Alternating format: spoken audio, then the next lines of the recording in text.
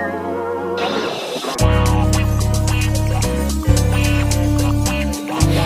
'em not today. No, no, no, no, not today.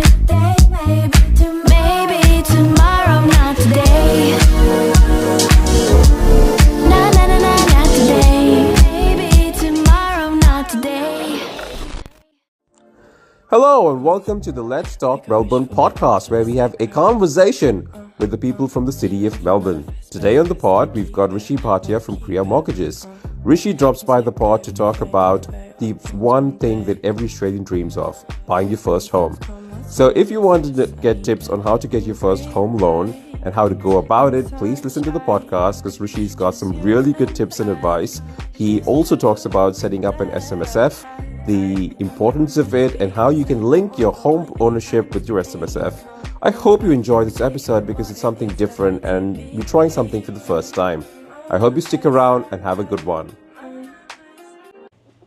Hi, and welcome to a brand new episode of the Let's Talk Melbourne podcast, where we're having a conversation about SMSFs. I'm sorry, I'm so excited about this topic, and so I just went on straight to the topic.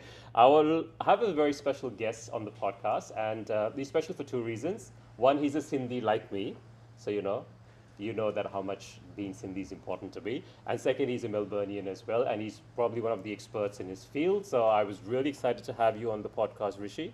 Thank you for doing this, and can you please introduce yourself, if that's okay? Thanks, Vikas. It's been a year in the making. It's been a year in the making. I've been excited for a year to come on this podcast, and finally, thank you for the invite, and really excited to be here. So my name is Rishi. I run a mortgage and finance broking business called Kria Mortgage Managers. Yep. And Kria is the meaning of Kria is good work. Yes. But it also is a combination of mine and my wife's name. Okay. So Krupa, I don't know that. Yeah. Okay. So Krupa has K and A, Yeah. and my Ri in the middle. Yeah. So she's my pillar. Yeah. But it's a really good combination, which makes, and that's what we are here for, is to do good work. But yeah, I could hear the excitement of the SMSF coming in your voice. No, before we started the pod, just so you know, we were like, let's talk about different. We're like, no, SMSFs, absolutely. Everybody at EQT where I work will be pumped. But just so people know, where is your office in case? So my office is in Doncaster East, but I've got customers all over Australia. Yeah. I also look after a lot of Australian expats, Yeah. be it in Singapore, India, UK, US, actually all over. Yeah. A lot of Australians are in Dubai as well. Correct. Yes.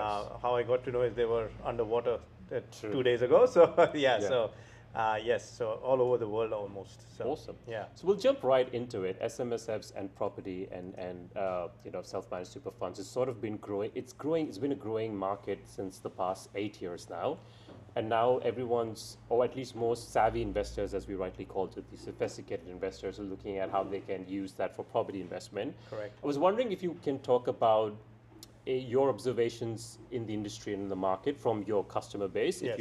how much you can share, and then we can even maybe get your thoughts on how people can go on doing that. Correct. People who may have an SMS but don't know how to go about using that avenue for property or how to even set up an SMSF. Right. Yeah. So I'll start with the property journey very quickly. Usually people are buying their first house, then they're buying this, either they're upgrading their house or they're buying an investment. And then once they reach between like late 30s, mid 40s, actually that used to be in the 50s, now it's coming down to late 30s. So I'm talking about anyone between 35 and 40 is now already starting to think about retirement. Yes. And when they start thinking about retirement, the first thing which comes to their mind is, okay, what can we do with? They start searching what is SMSF, and that's how they start their journey into property through super. What also is happening, and I'm seeing this as a trend, which I was telling you earlier as well, was in the last 12 months, the amount of SMSF deals me and my office has written, I haven't written that in the past 8 years. So I'm a 9-year-old business. In the last 8 years, what I've written collectively, I've done more of that in the last 12 months. Yeah. And I'll come down to the reasons for that in a minute, but to answer your question, why people are buying in their super and what are the benefits they're seeing in there? Again, I can't give advice. That's a financial Yeah. planner and accountant's job. Yeah. But what I'm seeing as a broker and in the finance space is people want to buy property, and they see that they're super. It's doing what it's doing. Yeah. But again, this is me putting on a broker hat. Is there are two big reasons of doing that. One, leverage. Correct. So by putting 20 to 30, maybe 40% of your deposit down, Yeah. the loan of the 60, 70, 80% is giving them the leverage to grow. Correct. What also is, there are also tax benefits within the super. Yeah. So this is what my understanding is that if you buy and sell within the super in the accumulation phase, that is till you hit the age of 60, Yeah.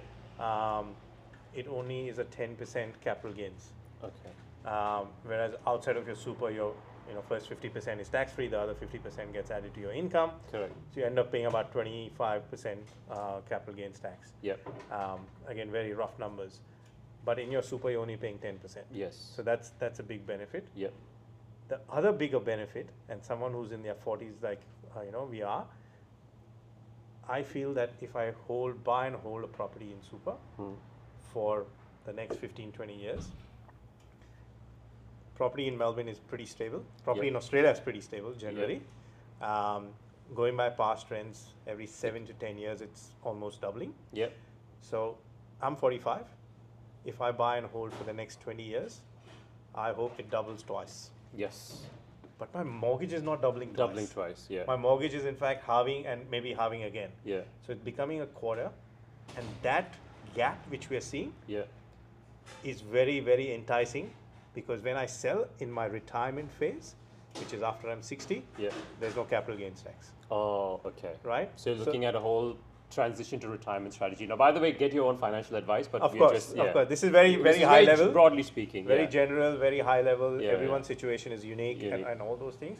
But that is an enticement for me that, when I'm ready to retire, or when I'm after I hit 60 and I sell this property which is in super, Yeah. there is no capital gains tax. Yeah. And that's a massive Boost. Yeah, it's a massive boost. retirement boost. Yeah.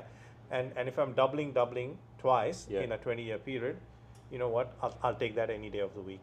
So That's fantastic. One of the things which I wanted to get your thoughts on, the traditional view is that have an SMSF only if you've got $1 million worth of super balance, traditionally speaking. correct. What's your take? Like, how much minimum balance? I wouldn't. That's the wrong question. But is there considerations for the super balance for them to consider SMSFs? Yeah. Yes and no. So that traditional $1 million balance, you can throw that out of the window now. Okay. Yeah. Yeah. In that traditional sense, there were only the big four who were lending. Correct. They had strict liquidity requirements and so on and so forth. Those big four are gone. Yeah. Big four banks don't lend to SMSF anymore. Correct. Yeah. It's the second and third tier lenders. Yeah. When I say second and third tier, they're not your second and third class. It's just that there are different levels of banking in Yeah. our industry. Yeah. Super Concepts, as an example, is one of Correct. them. So Yeah. what they do is they have earmarked funds for super, but they have different requirements. So liquidity requirements have become more easy. Yeah. So I have customers who, it's all depends on the property value. Correct. These super lenders are lending up to 80% of the property value Yeah. in most residential properties, or up to 75%, some of them even 80% on commercial properties. Yeah. So that 20% deposit plus your stamp duty and closing cost, if you have that and you can find a property Yeah. within that, great, go for it. Yeah. The lending on your super is outside of your personal lending. Correct. So if the super fund, the SMSF, can afford that loan, Yeah. you'll get the loan. Okay. So I'm seeing that $1 million now drop to between 200 to 300,000. Oh, really? Absolutely. So because if you're buying a $500,000 property, Yeah. you need 20% deposit. That's Correct. 100K. Yeah. You need 20 to 30,000 for closing costs, which Yeah. means stamp duty and all those Yeah, things. yeah. That's 120, say 130 all up. You also have another 70,000 left over. After that, if you have a 200 balance, Yeah. you get a $500,000 property. Yeah. You hold it for 20 years. Yeah. And if it doubles every And so every yeah. 10 years, Yeah. you got a $2 million property at the end of the 20-year period with a loan of less than 400 to start with. and obviously that drops down drops too. down, yeah. So I'm seeing a lot of that balance of $1 million is long gone. Yeah. It's now in That's a very interesting trend. yeah. Yeah. But the issue is where do you find a $500,000 property, right? That's enough, yeah. So, but there are places, and then a lot of buyers agents are specializing Yeah. in buying property for super. Yeah. Because it's a buy and hold strategy. Correct. You can't add any value to it. You can't knock down and rebuild in the super. There are obviously restrictions there. Yeah. So it has to be a really solid, good property. And now these buyers agents and customers are really honing in on those kind of properties. So you can't buy and then knock down and stuff. There are rules in there. Yeah. You can't buy with your own money. You can do what you want. Yeah. So if the super has $1 million and they want to spend it the way they want, again, get advice and all those things. Yeah. But this is what I understand is that if you're taking loan, you can't buy vacant land. Yeah. Where's it returning any money to you? Yes. Right. Yeah. You can't. You can't buy a property, demolish it and subdivide it and do all of that. Exactly. Yeah. You can't. That's buy, important to know because Yeah. most people. Yeah. You can't buy a property and stay there. Yes. Right. That's yeah. the biggest. That's the biggest thing. Yeah. But a commercial property, the super fund can buy it and then lease it out to the business. Understood. Right? Yeah. It might be you running the business. Yeah. But because there are all arm's length transactions, Yeah. that's allowed within the super. There are very strict rules in super. So, like again, 100. Maybe we'll say it Yeah. many times in our podcast, but get advice. Yeah. Right. Yeah. I mean, of course, we just want to give you information, and it's more sharing Rishi's and observations in terms of where the Yeah. market's movements are and the trends are. But by all means, you have to get advice and see what's best for you.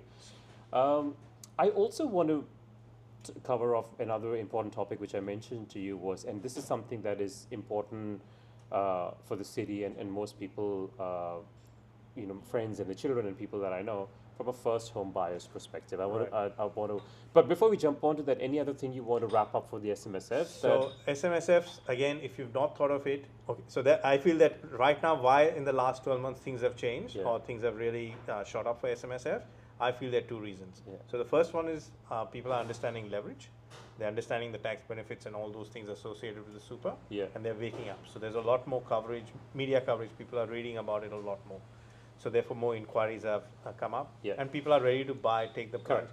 Yeah. And that's the thing, because if you've done bungee jumping, and you're like, Rishi, it's okay, it's no big deal. Yeah. And a second friend tells me, and a third friend Yeah. tells me, you know what, I'll be like, they're still alive, Yeah. I'll jump, Yeah. That's the same thing happening. Yeah. More and more of your cohort is doing it. Yeah. And that's what happens. One customer comes to me, his friend, his uncle, his aunt, everyone then it's a starts word coming. of mouth. Exactly. Essentially, yeah. Right. The second thing, and this is just my take, the second thing I feel is interest rates have Gone kind crazy. of gone really up, Yeah. right? Personal borrowing has hit, dropped. no, has capped out. You Yeah, can't capped borrow out. anything more in your, when I say personal borrowing means within you, within your company or whatever you're doing outside, in your own personal level, Yeah. that's kind of capped out. Yeah. So now they're looking, where else can we buy? Yeah. So when you're a savvy investor, you understand if interest rates are high, property values are soft. I won't say they're low or they're high. I'm just Yeah. saying they're soft, Gotcha. which means this is just my take on the property market that I understand. Yeah. At the average of 6.5% for your residential rate loan, Yeah. you're looking at the market still being very steady, Okay. right? What happens if the interest rate drops? Correct. You Yeah. tell me. What's the logic? I don't want to answer, but you tell me. Property Property prices will go up Right? eventually. Yeah, yeah. That's That's the cycle of the way it the goes. economic interest cycle as and well. the property Exactly. prices. So Yeah. the interest rate goes down, property prices go up. So these savvy investors are like, I want to buy. Yeah. If I can't buy in my personal capacity, let my super buy it. Yeah. And that's just eventually going to help me when I retire. So they're going to buy a good property. At the end of the day, buy a good property. That's the main thing. Yeah. They're going to buy a good property, which is going to give them rental returns. It's going to give them capital growth. But they're buying it in a, I would say, a very stable but a soft market. Yeah. Once the interest rate drops, this is going to Will go up. they'll automatically get capital appreciation Yeah. without doing much. So Yeah. they know that. They've seen these cycles. Yeah. They know that, and they're trying to capture And that. it is a long-term investment anyway. 100%. And that's 100%. why super makes sense in the scheme of things Yeah. because you can't access that money anyway. But Correct. it's one of those things. Yeah. I must also say that there are downturns to it. Super is more expensive. Yep. So the interest rates are between 1 to 2% higher than your normal Normal rates. ones. Yeah. The cost of owning a SMSF is high. Yeah. You have audit fees, accounting fees, and so on and so forth. So just be aware of those things. Yeah. But people are not buying it with keeping those fees in mind. It's just that It's the the future, long-term. future benefits. And also depends on your risk profile, your risk appetite, and your 100%. ability to cater to Yeah. those kind of Exactly, risk profiling exactly. as well. So now I can answer you about first home buyers. Please, I'm really So, yeah. As a traditional mortgage broker, a lot of first home buyers come to me. Yeah. And when I bought my first house 14 years ago, there were no such schemes available. Correct. Or such a, but property prices also were low. Property but rates were low, interest rates were moderate to high. moderate, no, they were higher than what it is today. Today, yeah. Yeah. But we didn't have these schemes now, and I'll step you through the schemes. So the first scheme right now is if you're a first home buyer, and I'm talking Melbourne specific, if you're a first home buyer or in Victoria, and you buy a Melbourne metro under $600,000, the Victorian government is supporting you by not charging you stamp duty. Stamp duty, yes. The stamp duty is traditionally 5 to 6%, Yeah. depending on the property value. So for a $600,000 property, there's 30,000 savings there. Yes. Now, why is it a good thing? Is because no bank would give you a loan for the stamp duty. Correct. So you had to get cash savings for that. Yep. So that you don't need that anymore, which Yep. is a great benefit. Yeah. The second thing is the Australian government. If you're a first home buyer, Yeah. traditionally you have to save up 20% Yes. of a deposit, because the bank would, if you saved less than 20%, they would give you more loan, But but they would charge you a fee, Yeah. which was known as the lender's mortgage insurance, LMI, yeah. which is LMI. Yeah. And most of us know what LMI is, but as a Sindhi, I'll tell you, it's taking the money, putting it in the gutter, and never seeing it Exactly. again. Right? Yeah. It's basically a risk fee, which the banks were charging, because you're not putting enough hurt money in. Correct. So now what the Australian government has done is saying, we will guarantee 15% of the loan. Yeah.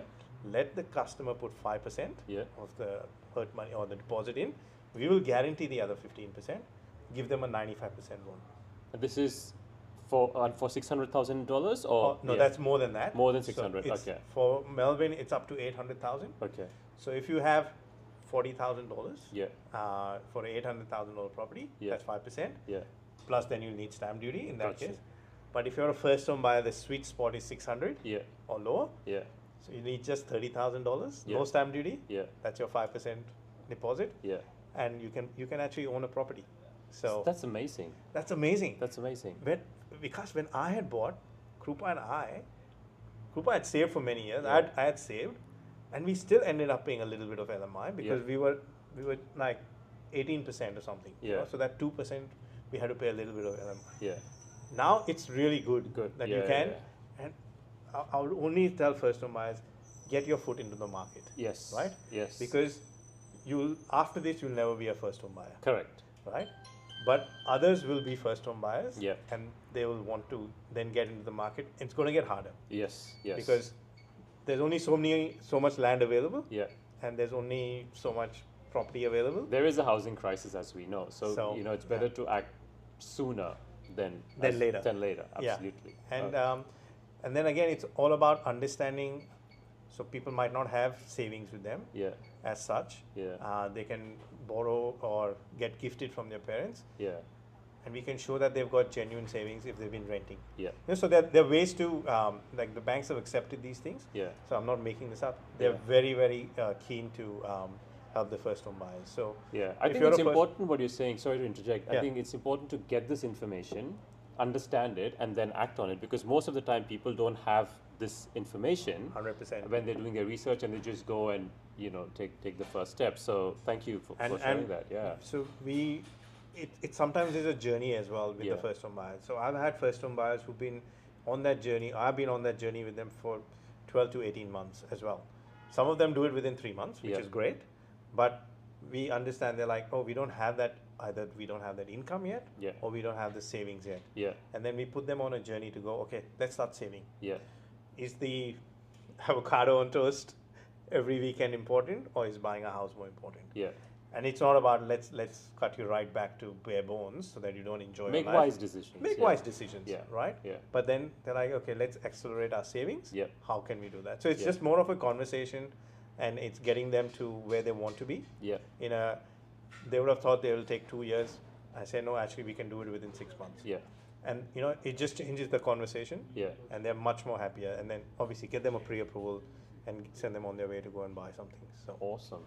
Well, we almost at the end of the show, but Yeah. before we end the show, we ask all our guests 2 questions. Yeah. I don't know if I briefed you on this. No, but no, it's a this surprise is- one. that's a good surprise But then. I'm going to throw in another question. What are your 3 favorite Sindhi foods that you love Oh. to eat? Sindhi curry, chawal, Curry, of course. chawal, took, of Curry, course. chawal, took. Yeah. That goes without saying. Koki. I love koki. Yes. Yes. So that's a breakfast staple for most Sindhis in their house. Yeah. And the third most favorite one is sai bhaji Sai with bhaji. tikki, right? So Yeah. So Mine are the same actually. yeah. Yeah. Oh, yeah. but have nice sana papad Yeah. and Sai bhaji khichdi. Yes. Or buga chawal as Buga brown chawal, it's rice. buga chawal, Yeah, it's brown rice. Brown rice, yeah. So a very quick story. So when Krupa, she's a Gujarati. Oh, When- okay. Right. So Yeah. when we got married, my mom was showing her all the things. Oh, Rishi's favorite is this and that, and this. We eat a lot of deep fried food. Yes, we do. So she's like, Rishi, I'm not going to cook this dish. I said, no, it all fits, and we're still fit, so don't worry about it. So, but yeah, we do. But make you're a lot lucky because you get to eat Sindhi and Gujarati food Yes, both. 100%, So yeah. that's quite So- sweet spot. Yeah. What's the one thing you love about living in Melbourne? The people, right? Melbourne is it's been 14 years. It's home. Yeah. And I think the best part about Melbourne, obviously the weather is fantastic. Like I like the weather. I love Yeah. the cold. I love the freshness of it. Yeah. But more important is the people. Yep. It's just everyone's here to build a community. Yep. We are all different. We come from different parts. We're such a multicultural community, and that's what I love about Melbourne. Yeah. Yeah. And well, that's the end of the show. Thank you so much for doing this. Congratulations on everything you achieved. That's Thank you. fantastic. But- And I hope to get you back soon. Yeah, but please do look me up, kria.com.au, that's kria.com.au. Been a broker now for 9 years, won a few awards along the way. I'll put the links into the episode Yeah. so you get access with the contact details Yeah. and stuff. So we'll put it on our Spotify and our YouTube Yeah. as well. So But love to help Absolutely. anytime. But Thank you Vikas, so much. thank you. It's been such a pleasure. It's been so exciting to, as I said, it's been a year. It's been a year, but we coming made here, it. but Yeah. we made it. Thank you very much. thank you, and thank you to our venue partner Jai Ho at Swan Street in Richmond, and hope to see you soon.